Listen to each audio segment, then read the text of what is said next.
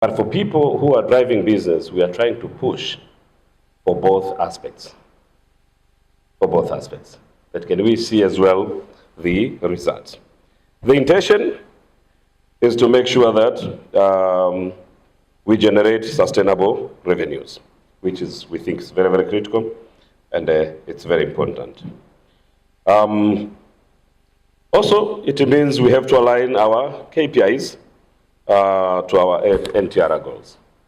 And I'll demonstrate what really we are doing into entities where we have majority shareholding.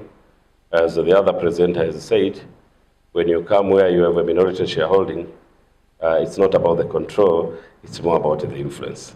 So we are trying also to onboard you into the journey that we are undertaking. And obvious, private sector, you've been doing quite well. And that's why if I look and compare, sometimes the performance that we've been seeing, even where you're in the same sector, same market, the performance that is coming through companies where we have minority shareholding has been much better and much good, handsome. Again, we go to the reasons here on a previous presentation on the thoughts why we think we are getting better results where we have minority shareholding. And that's why I'm saying we'll continue growing more the minority shareholding portfolio.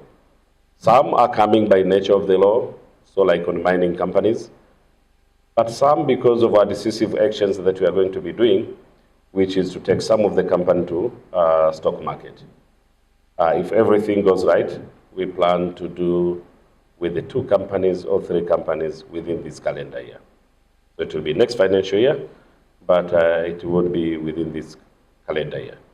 We think that is important in order to improve transparency, to improve the governance, but also to empower the Tanzanians to own a stake, direct stake into those companies. We all own it today as Tanzanians in every company that is a public company, government-owned company. We own indirect through the president and then through the TR office. Where it's listed, you own it direct. You have your stake direct. We think it's a better way to do that. And that's what was the purpose of setting these companies at the beginning. There has been a good talk about Dira 2050. We all know it, but I thought I should put some few words into it.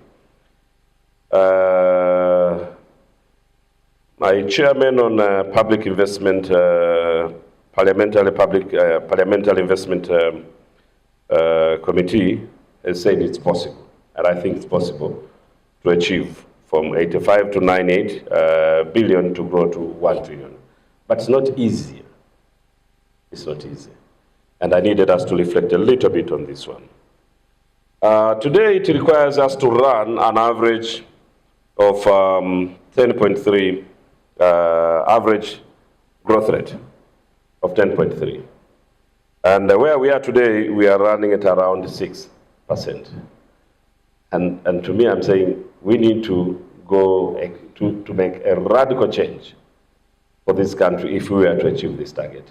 Because for you to achieve a target of 10.3, you require some years or sometimes where you are almost at around 15-16%. Because there are tough times where you will definitely be operating below the 10%. And in any economy or in a practical way, it's easier to grow faster when your GDP is reasonably small.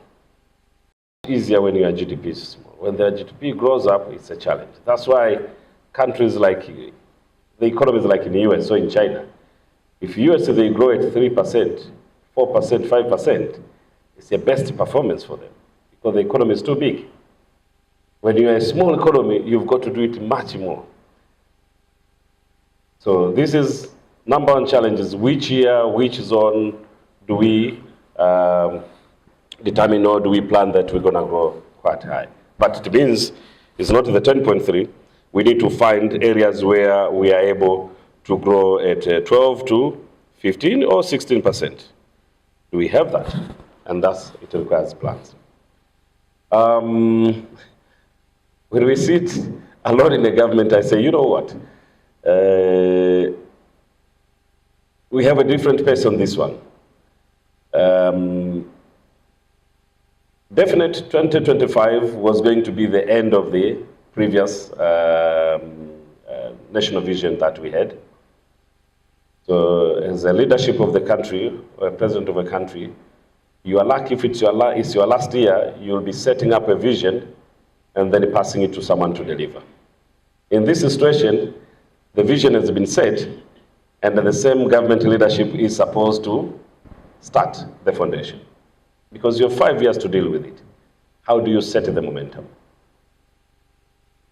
But that also requires the private sector, public sector. So when I sit with you, I see you more as a private sector. You are more private sector, but you have an easier bridge and a good bridge to the government because of our minority shareholding that we have. So who has to drive the economy? In reality, it is the business sector. I will say, even in a government, you can sit as a minister somewhere. You'll come up with the policies.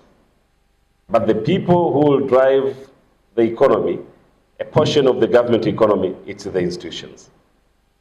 Nothing short of that.